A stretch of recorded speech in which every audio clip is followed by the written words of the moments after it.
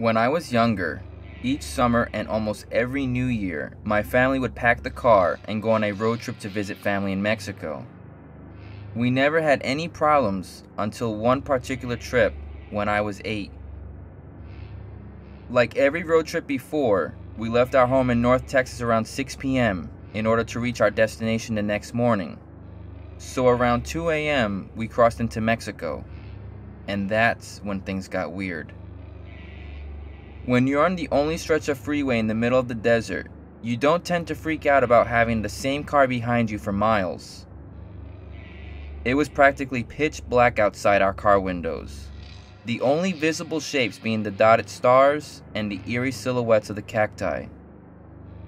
We'd been in Mexico for about an hour and still had a few more to drive, and I remember sleeping but still being semi-conscious of what was around me because I didn't have the skill to really fall asleep in a car. So when my mother suddenly spoke my dad's name, I heard her. "Miguel, that car behind us. It's been behind us since we left Laredo." My dad peeked at the car, shrugged off my mother's tension, and said, "A lot of cars use this road. He's probably going to Reynosa or another city." And my father left it at that. Despite his sureness, my mom kept a wary eye on the car behind us. By this time, my siblings and I were hyper aware of the car and entertained ourselves with watching the car through the gaps in the luggage that blocked the rear window. We got tired pretty quick. "He's getting closer," my mother noted, and we turned to watch as the car inched closer and closer to ours. "He's too close, Miguel." And she was right. By this time, the car was practically pressed against the rear of our car, and on a lonely stretch of highway in the middle of nowhere with another few hours until daylight, it was downright scary. We couldn't do much. My dad didn't slow down, didn't stop, and he didn't speed away either. He just drove, and the car followed. The next 30 minutes were the most tense we had ever experienced. The car would ease off sometimes, only to press its blinding headlights against our rear once more, like he knew he was freaking us out and enjoying it. It was during one of the periods that the car had pulled away that my mom spotted a police car up ahead, parked on the side of the road, and she didn't miss a beat. She yelled at my father to pull over, right in front of the police car. And he did. And the car kept driving. I wonder how confused the policeman must have been as he watched my dad park our car right in front of him. The policeman came over and asked what was wrong, and my mother urgently told him everything. The car, the way it followed us and taunted us.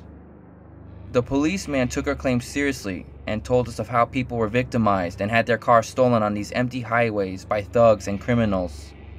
And then he offered to drive behind us for a while to make us feel safe. We drove off with the police cruiser behind us, relieved. Until about 10 minutes later, when we saw something that confirmed the policeman's words and my mother's worst fears. We saw the car pulled over on the side of the road, waiting.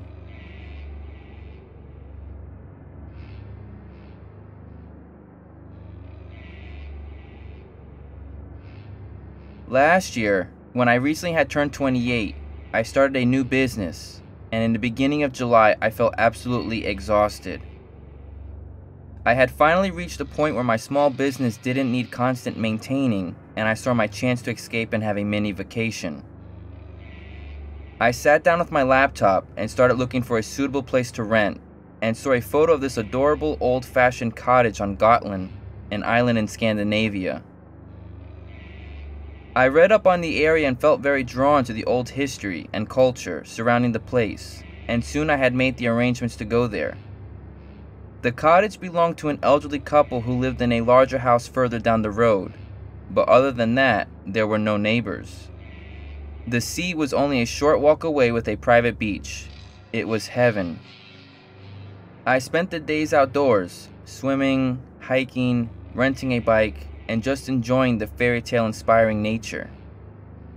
Maybe my happy mindset and the fact that I was determined to relax and rest caused me to ignore the slightly alarming details that kept adding up. Every evening as I got home to the cottage, some tiny little thing would have changed. The flower pot outside the door would be turned the other way. The thermostat would be turned up, and my passport, that I could have sworn that I had left on the kitchen table, would have been moved to the counter. One day, I woke up feeling strangely sick, in a diffuse sort of way, so instead of leaving the house right after breakfast, I went back to bed. Less than an hour later, I can hear a key turning and the front door opening. Slow steps walking around the living room and kitchen area outside the bedroom. Since I had clearly heard the key turning in the lock, I felt it must be the landlord and opened the door to the living room without hesitation. The man standing in the middle of the room looked absolutely stunned to see me, and it wasn't the landlord. "Who are you?" I asked, since it wasn't the elderly house owner, but a younger guy. He smiled and then apologized and told me his name was Tommy and that he looked after the place for his parents and that he had just stopped by to make sure the fire alarm was working. He also said he hoped he didn't scare me. I replied and told him that I didn't scare easily. I also informed him that there was no fire alarm in the cottage. In fact, I had already looked for that. He replied and said that he'll buy one and come by with it later, and then he left in a hurry. The rest of that day I had a lingering feeling of uneasiness, but I pushed it to the back of my mind, and came morning I had successfully moved on from the incident. It wasn't until my last evening before going back home that it happened. I was packing my bags, loud music playing, cleaning up a bit, and just getting ready to leave early the following morning. It was dark outside now, and I suddenly realized that I couldn't locate my new sunglasses. I thought maybe I had left them outside when sunbathing, and I switched on the outdoor lighting to see if I could spot them on the grass, and I was shocked to see a large figure standing pressed against a French window. I could only see the shape of him, but I knew instinctively it was him. I switched off the lights inside the cottage to make it harder for him to see me, and ran around checking that all windows were locked.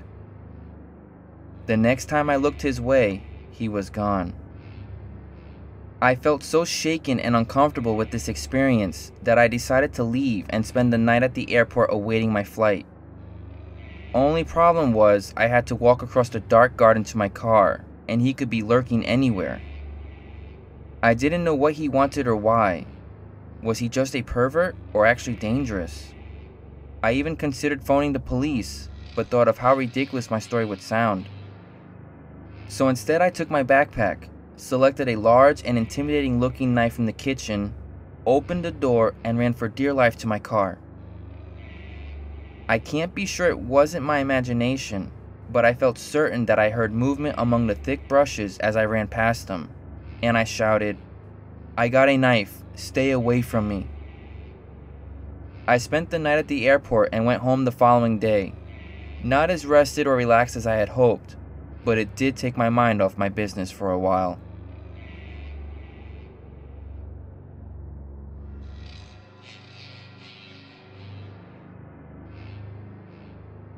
This story happened in the early 2000s.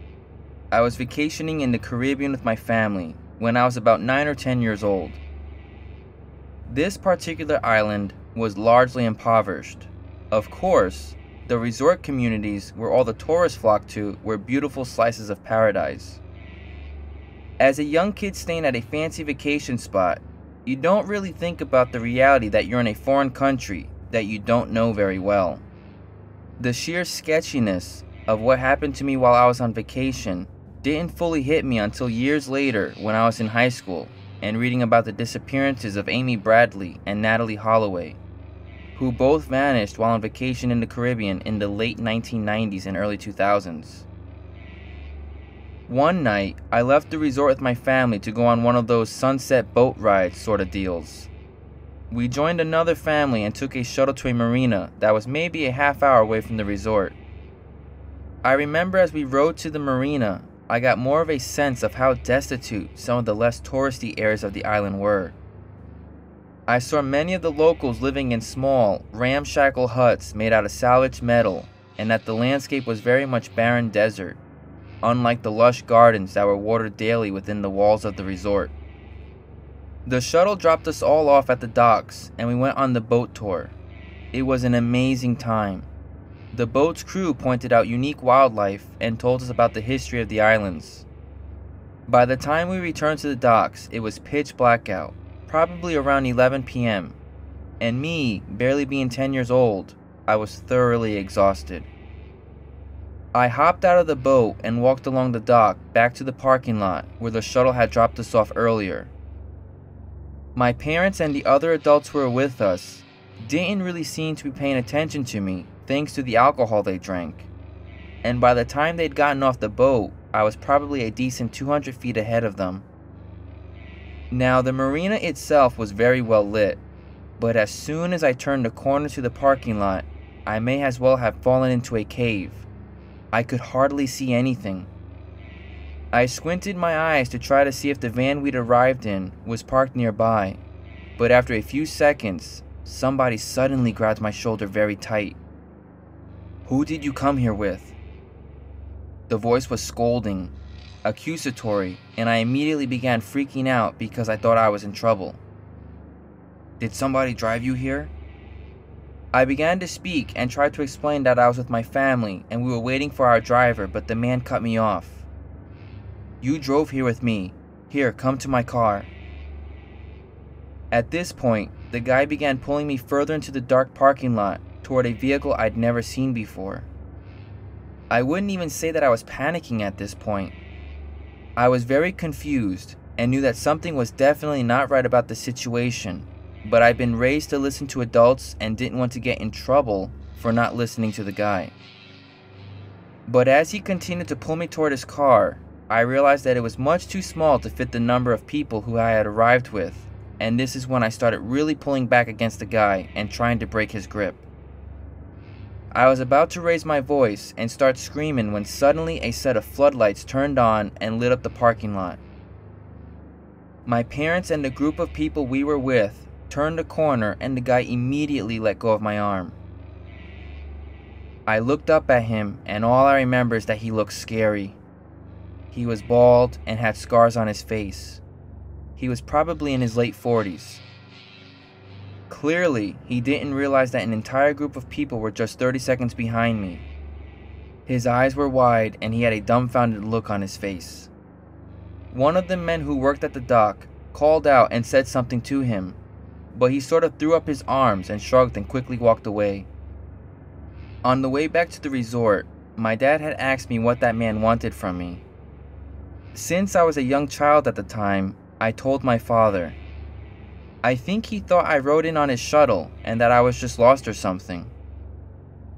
Apparently, this explanation was perfectly reasonable because we never really spoke about it again.